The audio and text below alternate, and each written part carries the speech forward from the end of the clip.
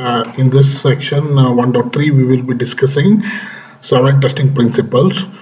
So, testing community observed this testing activity over a prolonged period. They came up with the 7 testing principles, basically.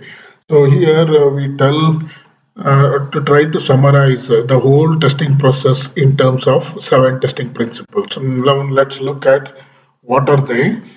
So the first principle says that testing shows the presence of defects, not their absence. So when you do testing, you do encounter defects, but at no point can you claim that the software is defect free.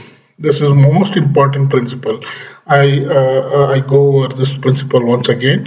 Testing shows the presence of defects. When you do testing, you uncover defects, but at no time can anybody claim that the product is totally defect free. And next principle says that exhaustive testing is impossible. What we mean by that is there will be finite number of resources in terms of time and test executors, and exhaustive testing is not possible. This is because of the time and budget constraint on the testing activity. So exhaustive testing at no point is possible. So you have to strategize your testing process in such a way that you do effective testing in given budget and timeline. Next, as we were talking about, testing activity involves planning, analysis, design, implementation, execution, and completion, and monitoring and control spans across all these activities. So, the earlier you do testing, the better it is. So, like you can visualize on a timeline like this. You start with planning, then move to analysis, then move to design, then move to implementation, execution, and completion, right? So the earlier you start, the leftmost part you start, the testing activity, you save money. So simply put, let me put it in another language. Say a bug that you find during design is much better than bug found during actual execution of the product in field. So the earlier you catch the bug, the more savings you will do for the organization that you are working for. And next principle says that defects tend to cluster together. So for this, to understand this principle, we have to look at how the development happens basically. Once planning, analysis, design is done on the developer side, generally implementation phase comes in. So during implementation, the team composition will be having wide variety of developers. There may be a very experienced developers, there may be lesser experienced developers. So lesser experienced developers tend to create more defects. So the code modules developed by lesser experienced people tend to have more defects. So the defects cluster together. So this is most important principle. And next is beware of the pesticide paradox. What we mean by that is, generally there will be test cases, and you come up with a test suite. Test suite is collection of test cases.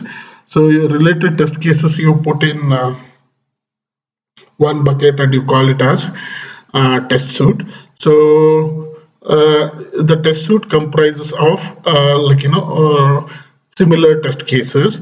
So if you tend to retain the same test cases over prolonged period, and if you keep running the same test cases again and again and again and again, like the effectiveness of the test suite diminishes.